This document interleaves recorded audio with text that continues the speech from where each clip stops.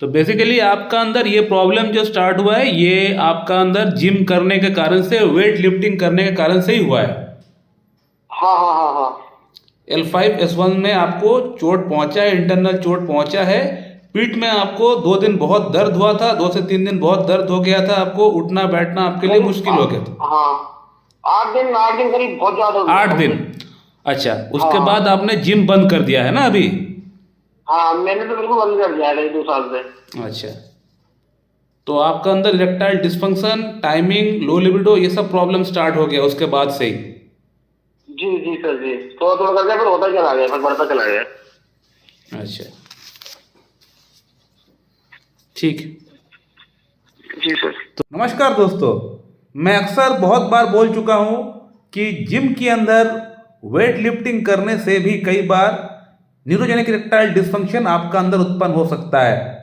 जैसे कि इस पेशेंट के साथ हुआ, L5S1 के अंदर इनको चोट पहुंची वेट लिफ्टिंग करने के कारण से जिम में, और आज ये पेशेंट पूरी तरह नापुंसक बन चुका है। जब ये वेट लिफ्टिंग किए थे तो इनका स्पाइनल कॉर्ड के अंदर बहुत सीवियर इनको दर्द हुआ, जो कि इनको 7 से 8 दिन तक इनको काफ़ी ज़्यादा परेशान किया। काफ़ी दर्द रहा वहाँ पे, चलना फिरना काफ़ी इनके लिए मुश्किल हो चुका था।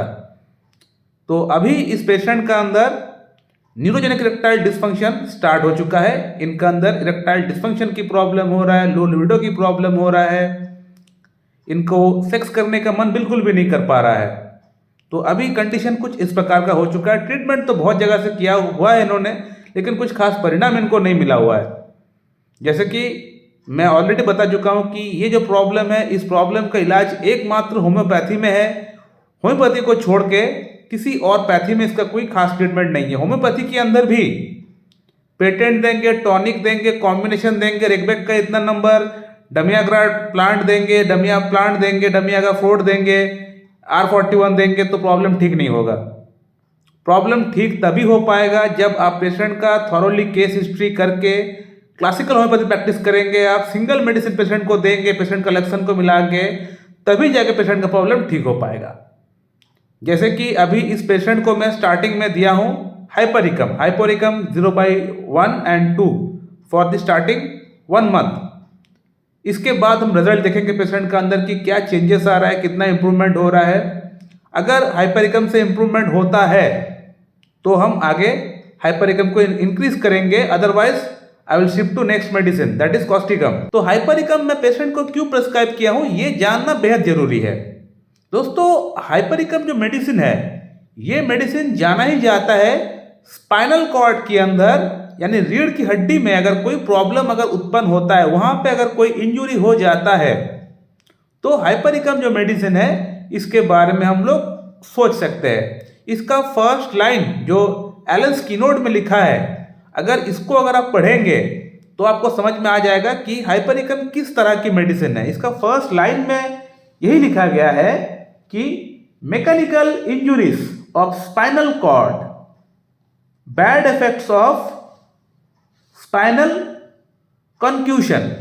मतलब जो मैंने कहा कि स्पाइनल कॉर्ड के अंदर अगर कोई इंजुरी हो जाती है, अगर कोई बैड इफेक्ट्स वहां पे अगर पड़ जाता है, उसके बाद अगर कोई प्रॉब्लम शुरू होता है, तो इस पर्टिकुलर चीज के लिए, इस पर्टिकुलर प्रॉब्लम के अंदर हम लोग हाइपरिकम जो मेडिसिन है हम लोग सोच सकते हैं। हाइपरिकम का अंदर एक सुई चुभने लायक दर्द, एक सुई चुभने लायक पेन भी पाया जाता है, और बहुत ही पेन होता है स्पाइनल कॉर्ड के अंदर। जो पेन होता है, जो इंजुरी होता है, उसमें दर्द काफी ज्यादा होता है। तो ये जो सिम्टम्स है, ये हाइपरिकम के अंदर हम लोग देखते हैं। लेकिन अभी इस पेशेंट का अंदर पीठ में दर्द उतना ज्यादा नहीं होता है, जितना कि अभी इनका जो मेजर कंसर्न है वो है इनका अंदर इरेक्टाइल डिस्फंक्शन और लो लिबिडो की।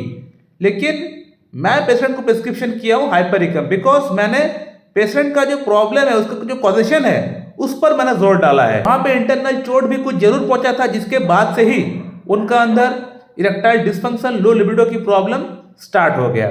तो मैं एज अ डॉक्टर पेशेंट का जो प्रॉब्लम है, उसका जो कॉजेशन है, उस पर मैंने फोकस किया है, ना कि मैं पेशेंट का जो अभी इरेक्टाइल डिस्फंक्शन का प्रॉब्लम है उसका ऊपर फोकस करके इरेक्टाइल डिस्फंक्शन का मेडिसिन में प्रिस्क्रिप्शन किया।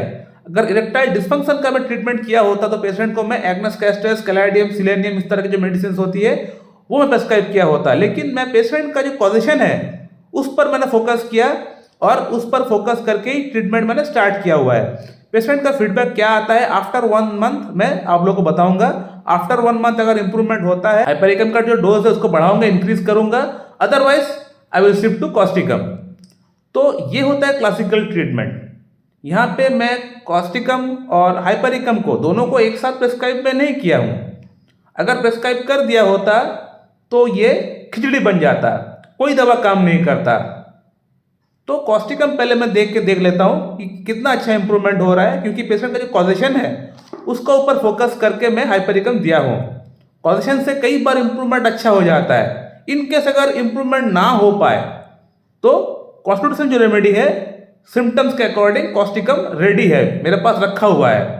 तो कॉस्टिकम से पेशेंट का अंदर बेशक जरूर इंप्रूवमेंट होगा, लेकिन पहले कॉजेशन के ऊपर मैं फोकस डाल के हाइपरिकम दिया हूँ। देखते हैं कि क्या चेंजेस आता है। मैं आप लोगों से जरूर शेयर करूंगा आफ्टर 1 मंथ कि पेशेंट का अंदर कितना इंप्रूवमेंट होता है। इंप्रूवमेंट होता भी है तो शेयर करूंगा, इंप्रूवमेंट नहीं भी होता है तो भी आप लोगों को बताऊंगा।